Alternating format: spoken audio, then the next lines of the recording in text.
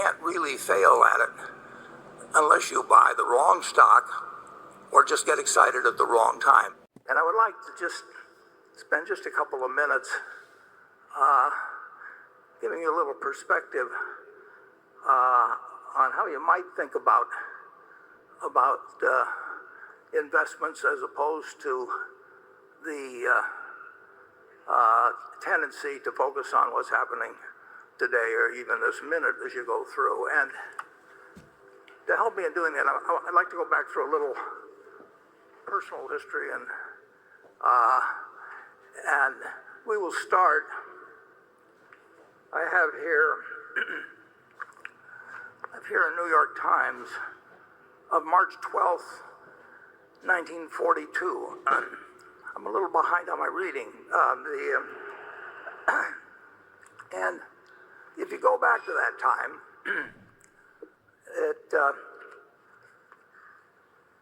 it was just about 3 months since we got involved in a war which we were losing at that point. The newspaper headlines were filled with bad news from the Pacific, and I've taken just a couple of the headlines from the days preceding March 11th, which I'll explain. It's kind of a momentous day for me. And so you can see these headlines. We've got slide 2 up there, I believe. And we were in trouble, big trouble, in the Pacific. It was only going to be a couple months later that the Philippines fell, but here we were getting bad news. We might go to slide 3 for March 9th. I hope you can read the headlines anyway. The price of the paper is 3 cents, incidentally.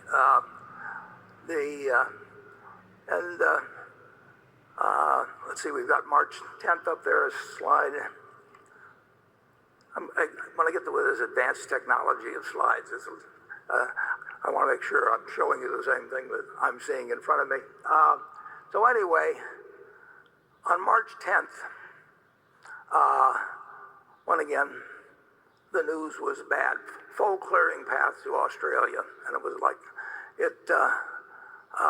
the stock market had been reflecting this. And I'd been watching a stock called City Service Preferred Stock, which had sold at $84 the previous year. It had sold at $55 the year before, early in January, 2 months earlier. And now it was down to $40 on March 10th. So that night, despite these headlines, I said to my dad, I think I'd like to pull the trigger.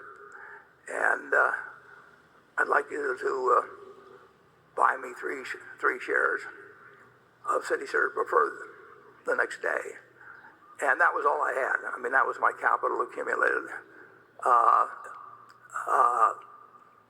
over the previous 5 years or thereabouts. And so my dad the next morning bought 3 shares. Well, let's take a look at what happened the next day. Let's go to the next slide, please. And it was not a good day. The stock market, the Dow Jones Industrials broke 100 on the downside. Now they were down 2.28%, as you see, but that was the equivalent of about a 500-point drop now. So I'm in school wondering what is going on, of course. Incidentally, you'll see on the left side of the chart, the New York Times put the Dow Jones Industrial Average below all the averages they calculated. They had their own averages, which have since disappeared, but the Dow Jones has continued. So the next day, we can go to the next slide, and you will see what happened. The stock that was at 39, my dad bought my stock right away in the morning because I'd asked him to, my 3 shares. And so I paid the high for the day. That 38 and a quarter was my tick, which is the high for day. And by the end of the day, was down to 37, which was really kind of characteristic of my timing in stocks that was going to appear in future years. But it was on what was then called the New York Curb Exchange, then became the American Stock Exchange. But things, even though the war until the Battle of Midway looked very bad, and if you'll turn to the next slide, please, you'll see that the stock did rather well. You can see where I bought it, 38 and a quarter. And then the stock went on actually to eventually be called by the city service company for over $200 a share. But this is not a happy story, because if you go to the next page, you will see that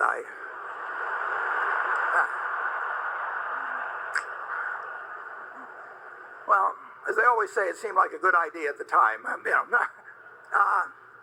So I sold. I made $5 on it. It was again typical of behavior.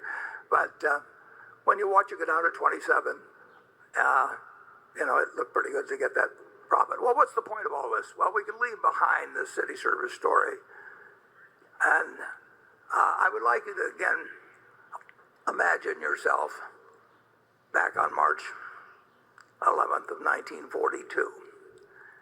and as I say, things were looking bad in the European theater as well as what was going on in the Pacific. But everybody in this country knew America was going to win the war. I mean, it was, we'd gotten blindsided, but we were going to win the war, and we knew that the American system had been working well since 1776. So if you'll turn to the next slide, I'd like you to imagine that at that time, you had invested $10,000,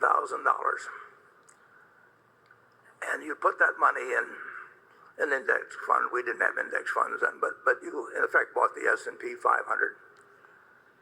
Now, I would like you to think a while, and do not change the slide here for a minute. I'd like you to think about how much that $10,000 would now be worth if you just had one basic premise, just like in buying a farm, you buy it to hold throughout your lifetime and you look to the output of the farm to determine whether you made a wise investment.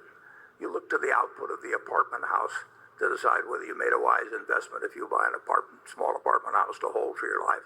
And let's say instead you decided to put the $10,000 in and hold a piece of American business and never look at another stock quote, never listen to another person give you advice or anything on the sort. I want you to think how much money you might have now. And now that you've got a number in your head, let's go to the next slide and we'll get the answer. You'd have $51 million. And you wouldn't have had to do anything. You wouldn't have to understand accounting. You wouldn't have to look at your quotations every day like I did that first day. I'd already lost $3.75 by the time I came home from school.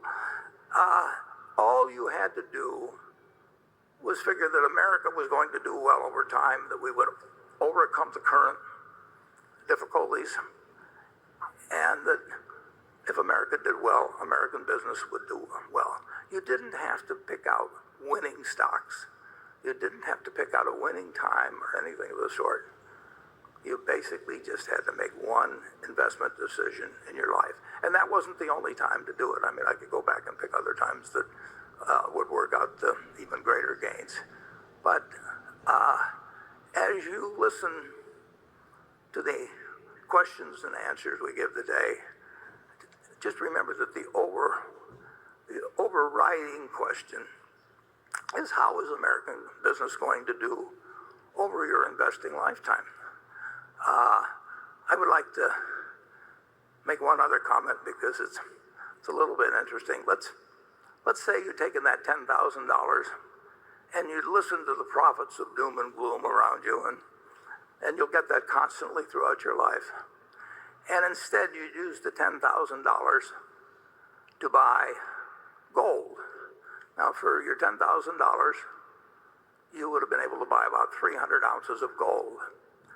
And while the businesses were reinvesting in more plants and new inventions came along, you would go down every year look in your safe deposit box, and you'd have your 300 ounces of gold, and you could look at it, and you could fondle it, and you could, whatever you wanted to do with it.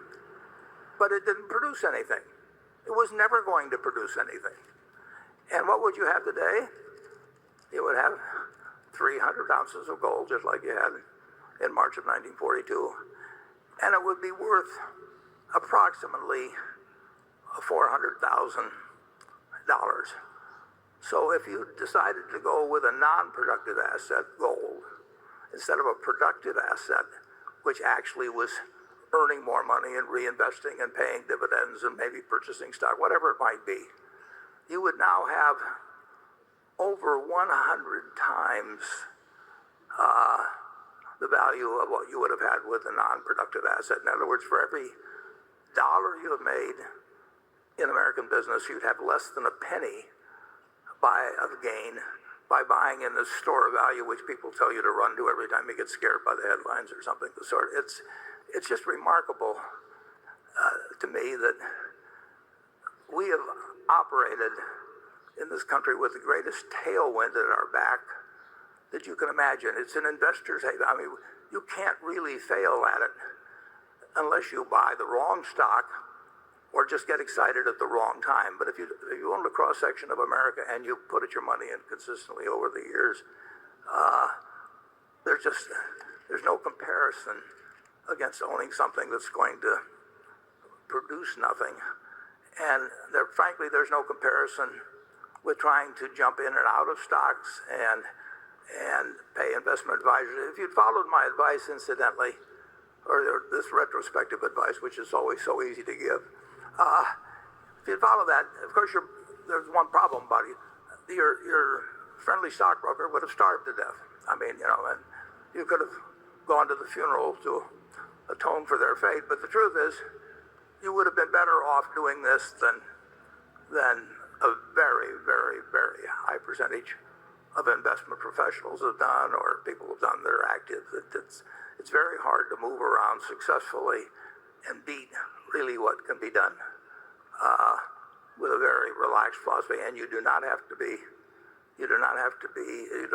know as much about accounting or stock market terminology or whatever else it may be, or what the Fed is going to do next time and whether it's going to raise rates 3 times or 4 times or 2 times. None of that counts at all, really, in a lifetime of investing. What counts is having a philosophy that you stick with, that you understand why you're in it, and then you forget about doing things that you don't know how to do.